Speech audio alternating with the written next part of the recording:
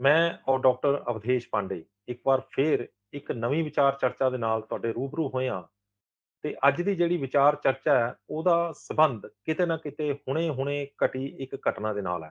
ਜਿਹਦੇ ਵਿੱਚ ਇੱਕ ਡਿਪਰੈਸ਼ਨ ਦੇ ਸ਼ਿਕਾਰ ਵਿਅਕਤੀ ਨੇ ਨਾ ਸਿਰਫ ਆਪਣੀਆਂ 2 ਬੇਟੀਆਂ ਬਲਕਿ ਆਪਣੇ ਭਰਾ ਅਤੇ ਇੱਕ ਥਾਣੇਦਾਰ ਦਾ ਸਮੇਤ 5 ਵਿਅਕਤੀਆਂ ਦਾ ਕਤਲ ਕਰ ਦਿੱਤਾ।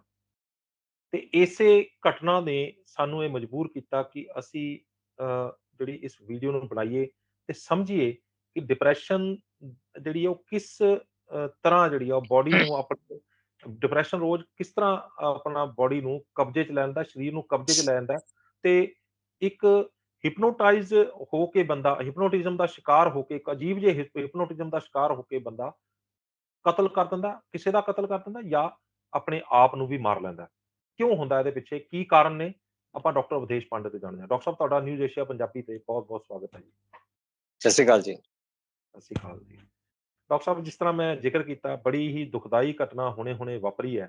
ਜਿਹਦੇ ਵਿੱਚ ਇੱਕ ਵਿਅਕਤੀ ਨੇ ਆਪਣੇ 2 ਬੇਟੀਆਂ, ਇੱਕ ਥਾਣੇਦਾਰ ਤੇ ਇੱਕ ਆਪਣੇ ਭਰਾ ਨੂੰ ਸਮੇਤ ਉਹਦੇ ਸਮੇਤ 5 ਜਣਿਆਂ ਨੂੰ ਜਿਹੜਾ ਉਹਦਾ ਕਤਲ ਕਰ ਦਿੱਤਾ ਤੇ ਇੱਕ ਜਿਸ ਤਰ੍ਹਾਂ ਹਿਪਨੋਟਾਈਜ਼ ਹੋ ਜਾਂਦਾ ਬੰਦਾ, ਕੋਈ ਕਿਸੇ ਨੂੰ ਹਿਪਨੋਟਾਈਜ਼ ਕਰਕੇ ਉਹਦੇ ਤੋਂ ਕੋਈ ਵੀ ਕੰਮ ਕਰਵਾਇਆ ਜਾ ਸਕਦਾ ਹੈ। ਤੇ ਇਹ ਜਿਹੜਾ ਇਹ ਬੰਦਾ ਡਿਪਰੈਸ਼ਨ ਦਾ ਸ਼ਿਕਾਰ ਵੀ ਕਿਤੇ ਨਾ ਕਿਤੇ ਹਿਪਨੋਟਿਜ਼ਮ ਦੇ ਨਾਲ ਜੁੜਾ ਹੋਇਆ ਇਹ ਰੋਗ? आपका प्रश्न बहुत वाजिब है और बहुत ही संजीदा है। संजीदा मतलब सेंसिटिव, जी, बहुत ही सेंसिटिव है क्योंकि ये मामला ही कुछ ऐसा है।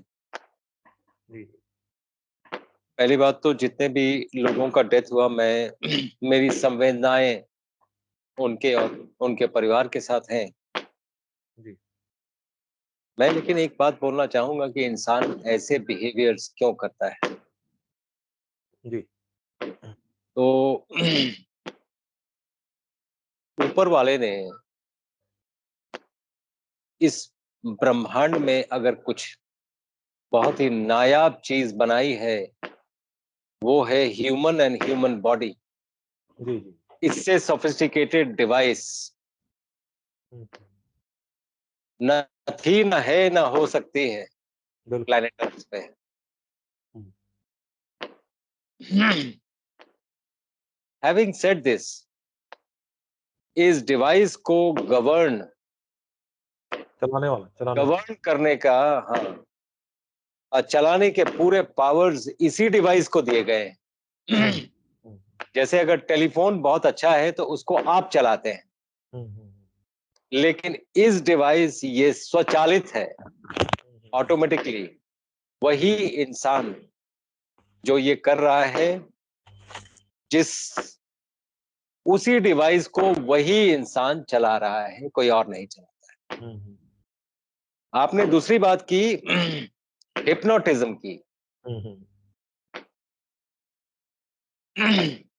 ये जो इरैटिक बिहेवियर्स होते हैं, पहले ये बात समझनी पड़ेगी कि ये पूरी की पूरी बॉडी हुँ, हुँ, 2 माइंड से चलती है, conscious mind and subconscious mind. Hmm, hmm, hmm, subconscious mind 95% होती है और हुँ, कॉन्शियस माइंड 5% होता है। इसको समझने का एक तरीका ये है कि मान लीजिए आप गाड़ी चला रहे हैं।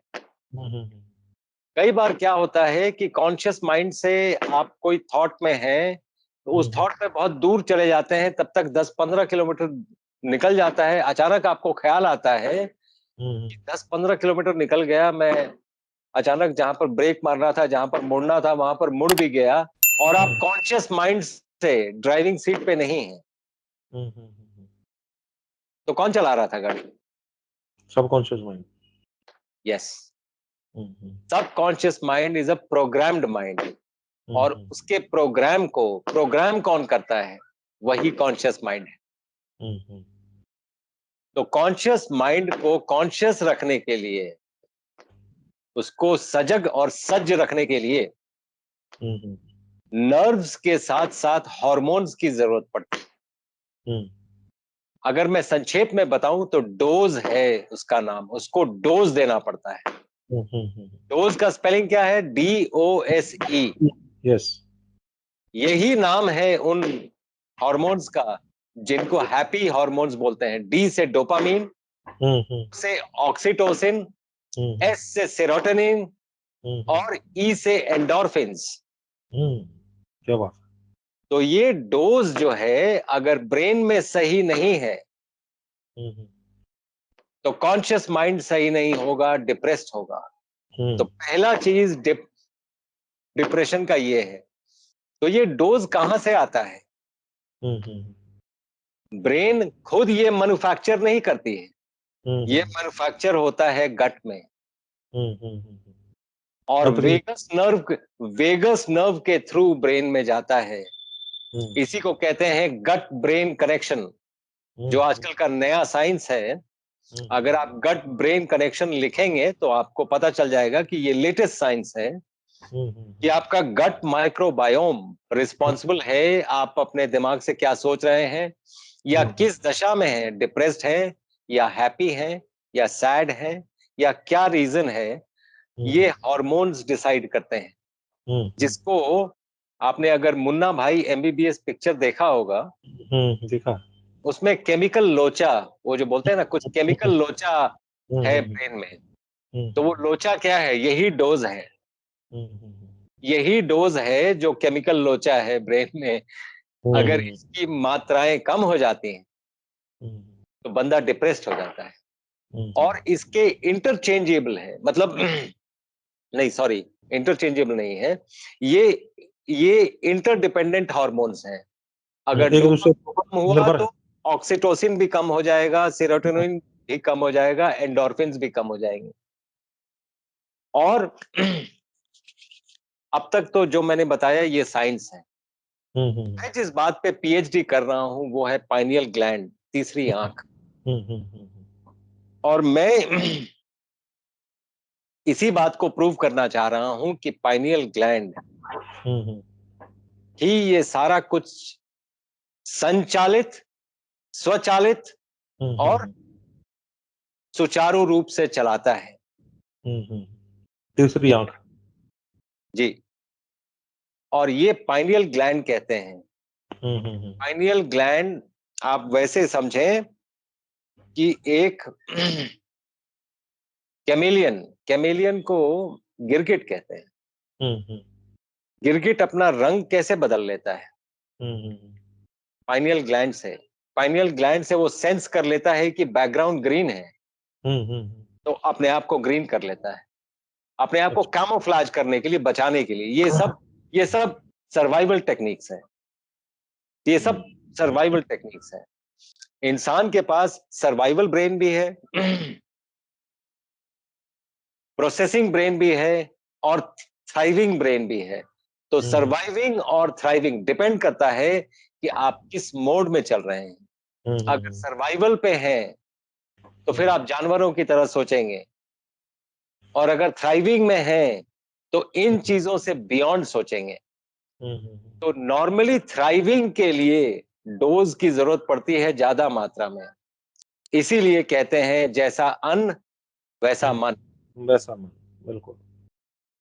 तो अन्न आप अगर ठीक खाएंगे तो मन भी ठीक रहेगा, डिप्रेशन नहीं आएगी।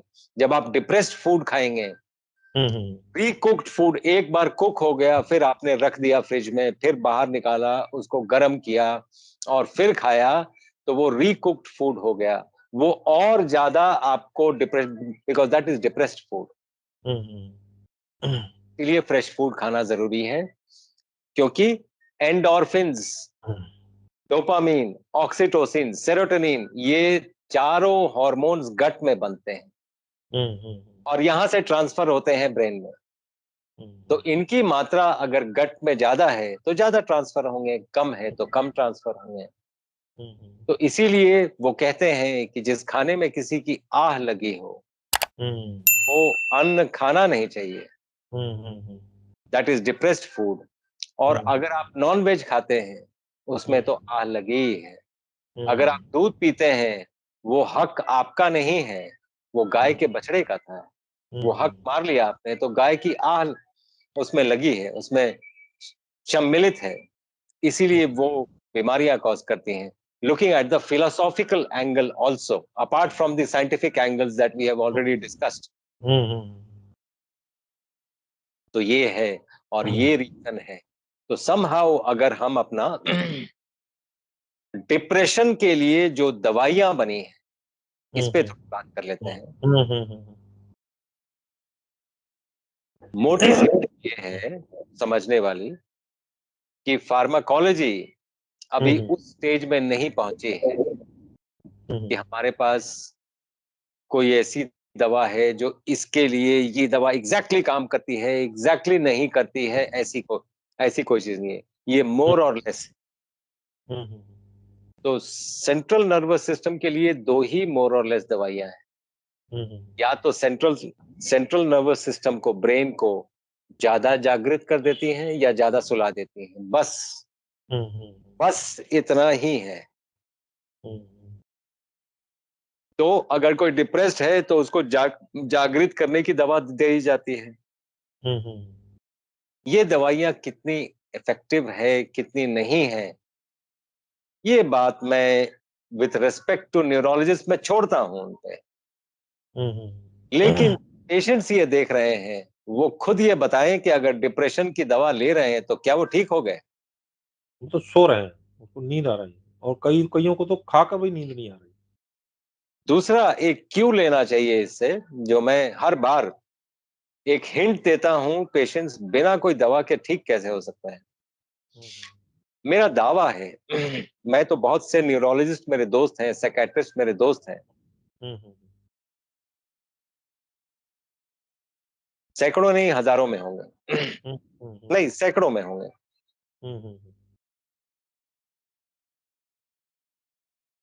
मैंने सभी से पूछा है आपके पास कोई एक ऐसा पेशेंट है जो 4 बजे सुबह एक्चुअली उठता हो, अपना रूटीन ठीक रखता हो और फिर भी साइकियाट्रिस्ट के पास जाता हो। एक एक पेशेंट। आप सरप्राइज होंगे, एक भी पेशेंट नहीं, एक भी साइकियाट्रिस्ट। मैं एक्चुअली मिलना चाहूंगा उस साइकियाट्रिस्ट से जो ये बोले कि हाँ एक पेशेंट है जो 4 बजे सुबह रोज बड़ा नियम से उठता है और फिर भी मेरे से साइकियाट्री की मेडिसिन लेता है। तो क्या हम ये कंक्लूड ना करें कि आप अगर अपने नियम में रहें तो साइकियाट्रिस्ट या किसी भी डॉक्टर की जरूरत नहीं पड़ेगी। इसी बात पे 2017 का नोबेल प्राइज है क्लॉक जीन्स जिसको कहते हैं। क्लॉक जीन्स, हमारे जीन्स में वो चीजें हैं जो हमें क्लॉकवाइज चलाती हैं कि 4 बजे सुबह उठना है। जैसे आपको अगर 4 बजे सुबह फ्लाइट पकड़ना है, जैसे ये मुझे कल पकड़ना है तो सर्केडियन मैं रिदम बोलते हैं इसको, सर्केडियन रिदम। जी जी, तो मैं ये अपने आप को बोल के सोऊंगा कि मेरे को 3 बजे उठना है और वो अपने आप क्लॉक जीन्स 3 बजे उठा देते हैं।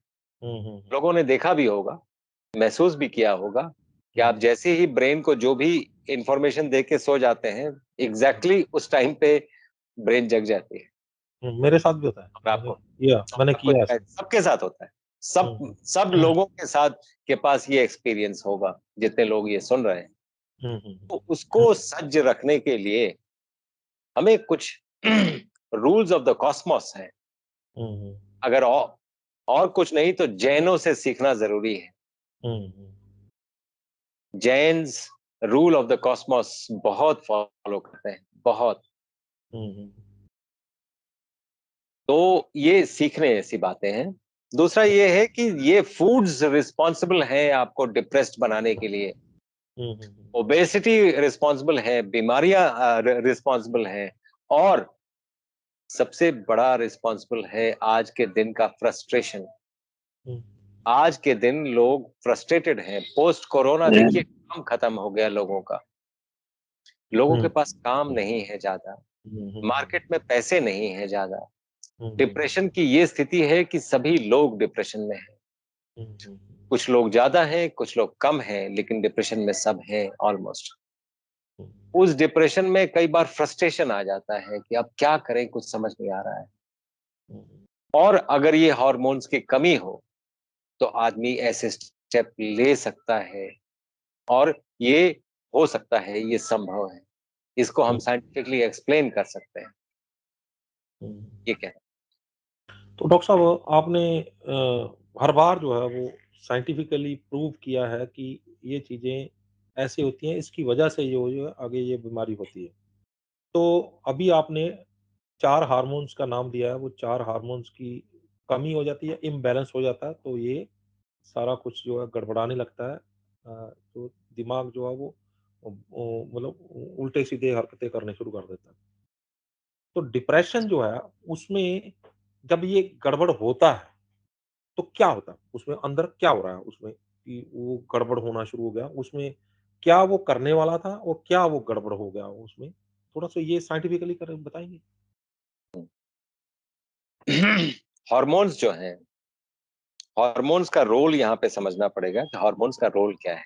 हुँ, हुँ। किसी भी हार्मोन का, चाहे वो थायराइड का हो, चाहे वो डायबिटीज का हो, चाहे वो हुँ, एड्रिनल ग्लैंड्स का जो ब्लड प्रेशर कॉज करता है उसका हो, हुँ, हुँ, चाहे वो बच्चा ये जनने के लिए जो मतलब हार्मोन्स हैं हुँ, हुँ, उसका हो, किसी का भी।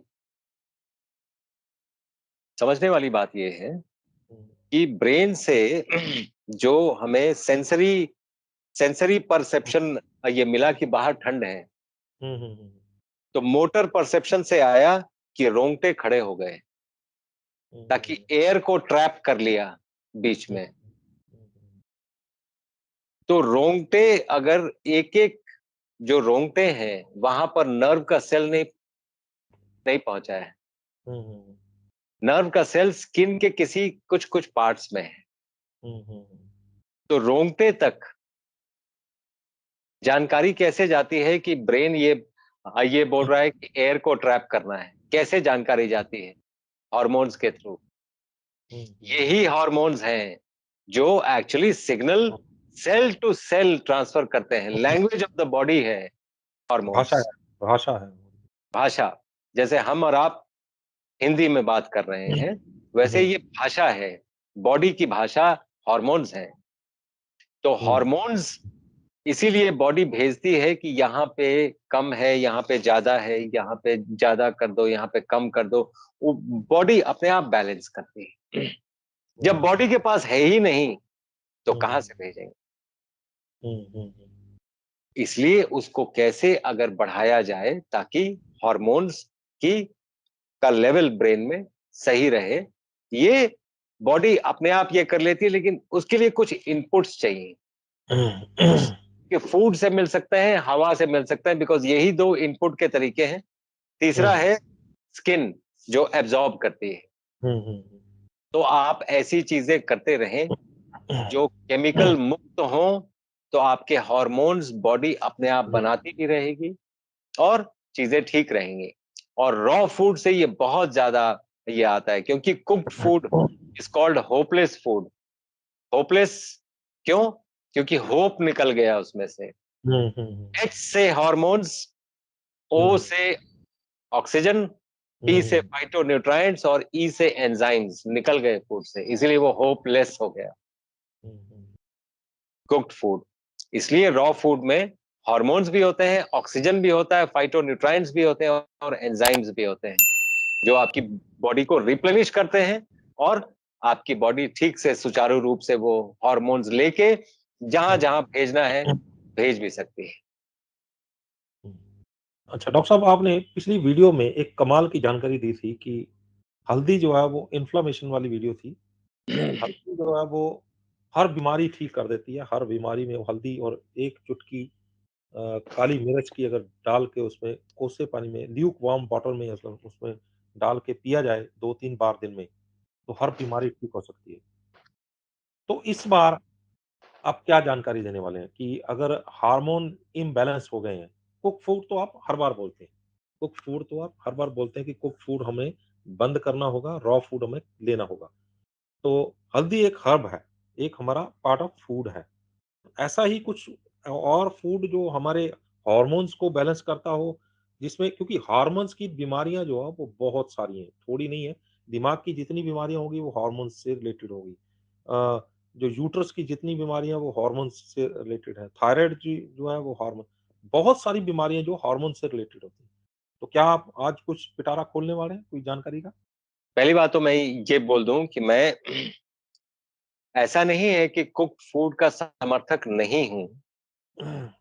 बैलेंस करना पड़ेगा वो मात्राएँ कि कितनी मात्रा में आपको रॉ फूड लेना चाहिए, कितनी मात्रा में कुक्ड फूड लेना चाहिए। कुक्ड फूड इसलिए भी ज़रूरी है कि अगर न लें, तो कई बार वो डिप्रेशन का कारण बन जाता है, क्योंकि लोगों को लगने लगता है ज़िंदगी में कुछ रखा नहीं है, क्योंकि उनको वो टेस्ट नहीं मिल रहा है। इसलिए फूड थोड़े मात्रा में ये ज़रूरी भी है, लेकिन सिर्फ़ कुक्ड फूड ही हो, रॉ फूड बिल्कुल ही ना हो, वो प्रॉब्लम हो जाती है। इसलिए हर चीज़ बैलेंस में चलना चाहिए। As a rule, 50% raw and 50% cooked food is fair enough. Fair enough. तो आप अगर 500 ग्राम की थाली है आपकी, तो उसमें 250 ग्राम अगर रॉ फूड है और 250 ग्राम कुक्ड फूड है, तो चलेगा। यानी 4 एक रोटी एवरेज, बंदे ने 4 रोटी बंदे ने खानी है, तो उसको 2 कर दिए, आधा वो जो रॉ फूड करना है। हाँ, और अगर 4 ही खानी है, तो उतने ही मात्रा में आप रॉ फूड ये ले लें, तो वो फलदायी होगा और आपको कभी कोई प्रॉब्लम नहीं होगा, कॉन्स्टिपेशन भी नहीं होगा, सारा कुछ ठीक चलेगा बिकॉज़ ऑफ दिस। तो 50% का रूल याद रखें। 50% of whatever you eat should be raw food, 50% can be cooked food. ये रूल बिल्कुल ठीक चलता है और जिंदगी ठीक चलती है इसमें। Now coming back to this, हम हार्मोन्स रिप्लेनिश कैसे करेंगे, या हार्मोन्स की कमी को हम दूर कैसे करेंगे, खाने से कैसे दूर करेंगे, या आपने बोला कि कोई ऐसी जानकारी है जो हम ये कर लें। आप देखें, एक गट में बैक्टीरिया है जिसको एक्रोमैंसिया फैमिली कहते हैं। एक्रोमैंसिया एक ऐसा गट माइक्रोबायोम है, अगर उसकी कमी है तो सभी कैंसर के पेशेंट्स में कमी देखी गई है, एक्रोमैंसिया नहीं है। एक्रोमैंसिया कैसे डालेंगे अंदर? तो याद रखें, वो फ्रूट्स जिनका बीज आप निकाल नहीं सकते हैं, जिनका बीज निकालना असंभव है, वो फ्रूट्स एक्रोमैंसिया को ग्रो करते हैं। मसलन? जैसे जैसे अम, अमरूद, अमरूद के बीज आप निकाल नहीं सकते हैं।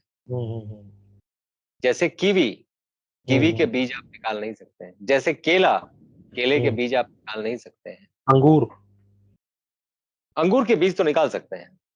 मेरे कैसे कहने का निकालते मतलब ये है, नहीं, अंगूर के बीज तो निकाल सकते हैं। वो हैं? तो इतने मतलब बड़े होते हैं कि आप उसको जीभ से निकाल के आप उसको फेंक सकते हैं, वो तो कोई दिक्कत नहीं है। लेकिन ये बाकी जो मैंने आपको आपको बताए, इसके बीज आप निकाल नहीं सकते हैं। अनार, अनार का बीज ही फ्रूट है, तो उसका बीज ही फ्रूट है, वो आप निकाल नहीं सकते हैं। तो आप अगर ऐसे फ्रूट्स खाते हैं, एक्रोमैंसिया ज्यादा ग्रो करता है।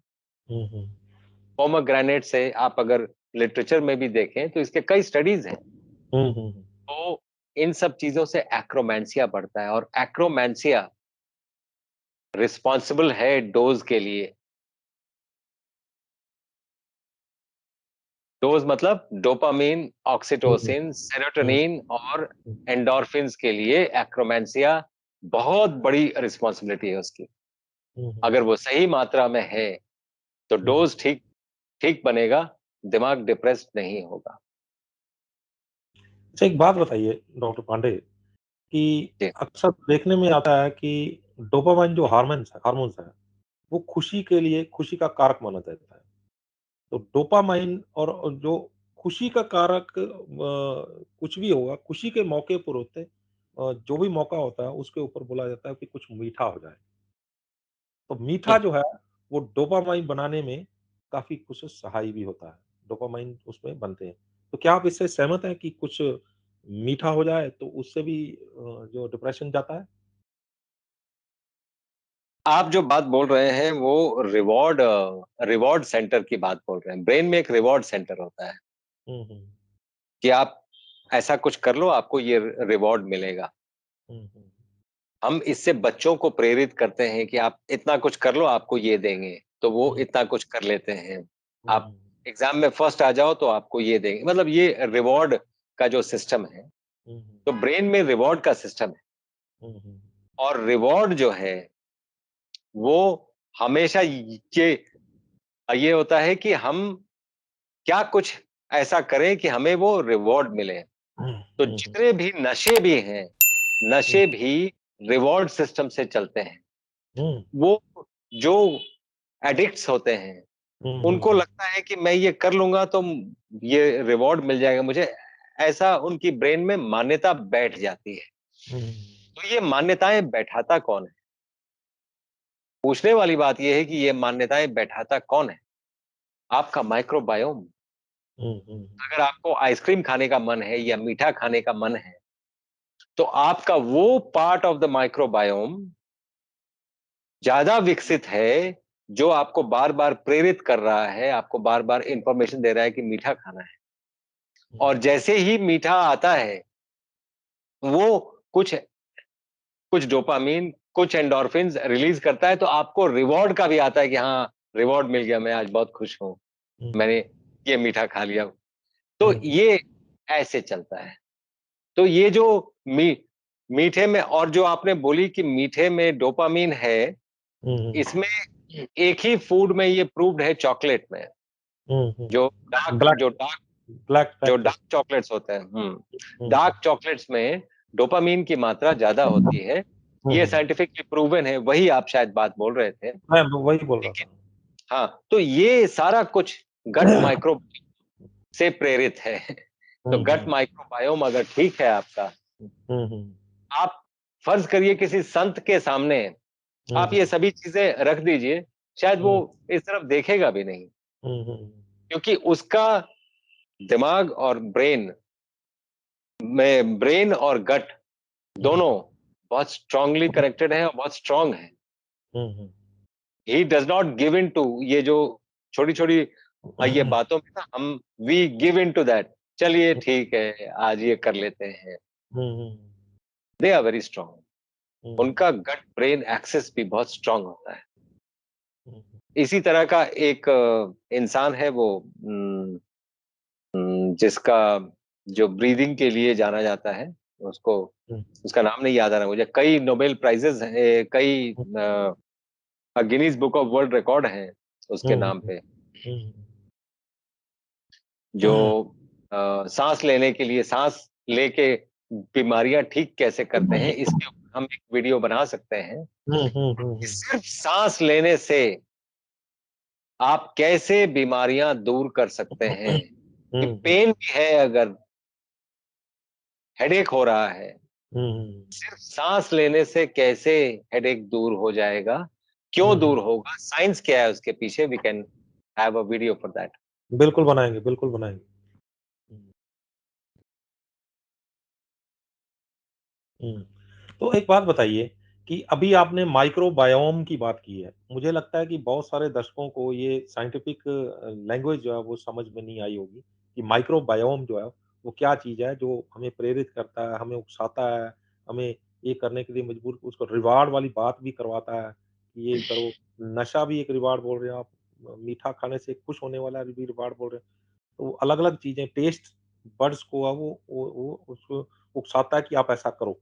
तो माइक्रोबायोम जो है वो उसको अगर हम आसान भाषा में समझाना हो तो क्या चीज़ है?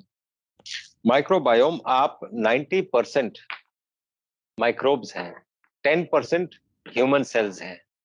हुँ, ये आपके जीन्स में भी रिफ्लेक्ट करता है, क्योंकि एपिजेनेटिक्स जो है, आपके पास करीब millions and trillions of genes हैं जो बैक्टीरिया वायरस से आए हैं, और ह्यूमन जीन्स सिर्फ 20,000 है। हुँ, हुँ, हुँ, सिर्फ 20,000 human genes, 23,000 human genes, as compare to millions and trillions of genes that you have, जो आपके सारे एक्टिविटीज को गवर्न करते हैं। हुँ, जीन्स ही बेसिस है, वही गवर्न करते हैं। हुँ, और हर इंसान का माइक्रोबायोम दूसरे इंसान से भिन्न होता है। हुँ, हुँ, तो ये डाइवर्सिटी ऑफ द माइक्रोबायोम पे डिपेंड करता है कि आपकी जीवन भी कितना दिन चलेगा, बीमारियां होंगी कि नहीं होंगी, ये प्रीडिस्टाइंड कौन हुँ, करता है, ये कैसे चेंज करेंगे। चेंज करके हेल्थ में कैसे आएंगे? आप अपना diversity of the microbiome change कर लें और उसको ज्यादा डाइवर्स बना लें, ज्यादा तरह के माइक्रो, इसलिए बोलते हैं आप 5 डिफरेंट काइंड्स ऑफ स्प्राउट्स जो मैं यूजुअली पेशेंट्स को देता हूं। क्यों देता हूं?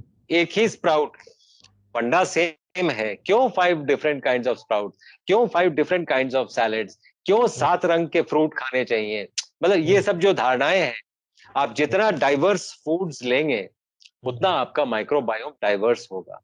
और हर आदमी के लिए ये स्पेसिफिक होता है। जैसे फिंगरप्रिंट्स एक से दूसरे के मैच नहीं करते हैं, उसी तरह माइक्रोबायोम भी मैच नहीं करते हैं।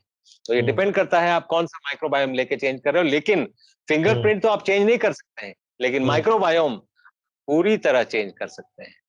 पूरी तरह पूरा माइक्रोबायोम आप चेंज कर सकते हैं और हेल्दी रह सकते हैं। तो दूसरी एक इसको बात यह है कि जो अपेंडिक्स है, जो कई लोगों को निकल गया है सर्जरी करके, अपेंडिक्स निकल गया है। पहले हमें लगता था कि रूडिमेंट्री ऑर्गन है, इसकी कोई जरूरत नहीं है बॉडी में। अब पता चला कि appendix is the house of the microbiome. अच्छा। माइक्रोबायोम वहीं रहता है, आपने उसी को निकाल दिया। आप देखें जितने लोगों का अपेंडिक्स निकला है, 5 इयर्स के अंदर, विद इन 5 इयर्स, कभी 1 साल में, कभी 6 महीने में, कभी 2 साल में, कभी 3 साल में हार्ट की बीमारी आ जाती है। और इसका डायरेक्ट कनेक्शन है, ये साइंस है जो मैं आपसे बात कर रहा हूं। इसके ऊपर कई पेपर्स हैं।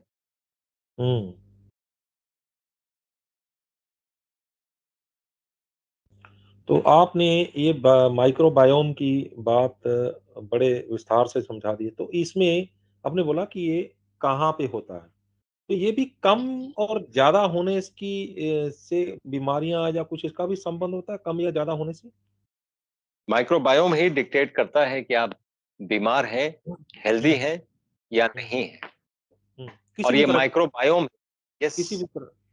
किसी भी तरह में माइक्रोबायोम ही रिस्पॉन्सिबल है आपके हेल्थ के लिए या डिजीज के लिए।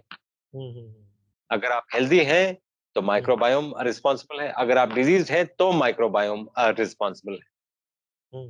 और माइक्रोबायोम को कैसे ऑल्टर करना है, कैसे चेंज करना है, इसी प्रक्रिया को समझने वाली जो बात है, जो जॉन हंटर ने शुरू की थी, 1904 का नोबेल प्राइज देखिए, जॉन हंटर को ये मिला था कि गट में बैक्टीरिया है। तो he is supposed to be the father of the microbiome. तो उसने पहली बार ये कॉन्सेप्ट दिया था। उससे काम करते करते आज 2021 में हम इस कॉन्सेप्ट्स पे हैं कि ये पूरा का पूरा शरीर ही माइक्रोबायोम ही चला रहा है। हम तो मूक दर्शक हैं, जिसको कहते हैं ना दृष्टा। आप सिर्फ दृष्टा हैं। जैसे आप आप अभी सोच रहे हैं कि मैं अगर अमेरिका जब लास्ट गया था तब ये हुआ था, तो आपका दिमाग अमेरिका में चल रहा है। तो कौन चल रहा है अमेरिका में? दिमाग चल रहा है। तो क्या चीज चल रहा है? मतलब you are looking at yourself from outside. इसी को कॉन्शियसनेस कहते हैं। ये कॉम्प्लिकेटेड टॉपिक है, लोगों को नहीं समझ आएगा, तो कभी और कोई वीडियो इस पे करेंगे। तो ये है, एंड गट माइक्रोबायोम ये सारा कुछ करता है। अच्छा, अभी आपने 4-5 फ्रूट फ्रूट भी बताए थे कि माइक्रोबायोम जो है वो ठीक करने के लिए, ये जो होप की आप बात की थी, 4 हार्मोन्स की बात की थी, डोज। तो डोज कि उसकी बात की थी, तो उसमें हमने वो उसको कैसे ठीक किया जा सकता है। तो ये 4 अगर हम लोग फ्रूट या जिस तरह जो सीड जो निकाले नहीं जा सकते, उस तरह के फ्रूट हम लोग लेते हैं, तो क्या पूरा माइक्रोबायोम जो है वो उसमें तंदुरुस्ती आ जाती है? माइक्रोबायोम ट्रिलियंस में है, ट्रिलियंस एंड ट्रिलियंस। मैंने तो एक का नाम लिया, एक्रोमेंसिया, और एक ही आइडेंटिफाइड। इंसान का नॉलेज अभी माइक्रोबायोम का फुल नहीं है, हमें बहुत कम जानकारी है। लेकिन ऐसा भी नहीं है, हमें काफी जानकारियां भी हैं, हम काफी कुछ जानते भी हैं माइक्रोबायोम के बारे में। मतलब मैं इंसान की बात, साइंटिफिक वर्ल्ड की बात कर रहा हूं, हमें काफी जानकारी है। अभी बहुत कुछ करना बाकी है, वो बात दूसरी है, लेकिन हमें अभी तक काफी जानकारी है। उस जानकारी के आधार पे मैं ये बोल रहा हूँ कि अगर आप ये फ्रूट्स लेते हैं, जिनके सीड्स आप निकाल ना पाए, तो जो ब्रेन के जो डोज है, वो डोज पूरा डोज में मिलता रहेगा। तो वो मिलता रहेगा तो हमें जो ब्रेन की जो बीमारियां हैं, प्रश्न नहीं। डिमेंशिया, अल्जाइमर है और दूसरा हमें डिप्रेशन है, माइग्रेन है और आंखों की बीमारियां भी हैं, तो ये नहीं आएंगी हमें। डिमेंशिया नहीं होगा, किसी भी तरीके का डिमेंशिया है, वो अगर है तो वो ठीक होने लगेगा धीरे धीरे। तो क्या कमाल की जानकारी है, एक बार फिर आपने वही दे दी कि जैसे अंत में मैं देखो ऐसा है कि मैं बहुत सारे डॉक्टर से बात करता हूँ हमेशा और अ, मतलब इतनी सैटिस्फैक्शन नहीं मिलती मुझे जितनी मैंने आपसे बात करने के बाद मुझे अंत में मिलता कि मैंने कुछ हासिल किया आज इस इंटरव्यू में, मैंने कुछ ज्ञान दिया। क्योंकि मैं एक विद्यार्थी हूँ, जो हमेशा चाहता हूँ कि कुछ ना कुछ सीखूँ। तो आपसे मैंने बहुत कुछ सीखता हूँ, हर बार इंटरव्यू में अगर मैं सीखता हूँ तो जो देखने वाले हैं, वो ज़रूर सीखते होंगे और जो अगर सीखते हैं, तो अगर वो इस बात पे अमल करेंगे, तो मुझे कोई कारण नहीं रह जाएगा कि वो बीमार रह जाएँ और कोई कारण नहीं रह जाएगा कि उनका शरीर जो है वो कभी तंदुरुस्त ना हो, ऐसा उसके दिमाग में बैठ जाए। तो अभी दिमाग की बीमारियों की बात में आपने पूरी जानकारी दी है। आपका बहुत-बहुत धन्यवाद। Thank you, thank you. शुक्रिया। शिक्षा जो है, शिक्षा विद्यार्थी सभी जी, जी। सभी विद्यार्थी हैं, हम भी रोज इवॉल्व करते हैं विथ जी, जी। विथ न्यू थिंग्स, एंड तभी हम बार बार ये वीडियोस बनाते हैं जी। कि अपनी जानकारी रिवाइव होती रहती है और रिफ्रेश होती रहती है और इवॉल्व करती है धीरे धीरे सभी की। जी, जी। तो आपने मेरी जानकारी इवॉल्व कर दी, तो मैं आपका धन्यवाद करता हूँ। तो धन्यवाद। आपने इतनी अच्छी जानकारी दी है, बहुत-बहुत धन्यवाद। बीपी, शुगर, फैटी लिवर जैसी बीमारियों को करे रिवर्स बिना किसी दवा के। अब आप भी बिना किसी दवा के अपनी बीमारी को ठीक कर सकते हैं। खान पान में बदलाव करके आप किसी भी बीमारी से आराम पा सकते हैं। आज ही स्क्रीन पर दिखाई दे रहे नंबर पर कॉल करें और वीडियो कंसल्टेशन के जरिए हमारे डॉक्टर से अपनी बीमारी के अनुसार डाइट प्लान प्राप्त करें।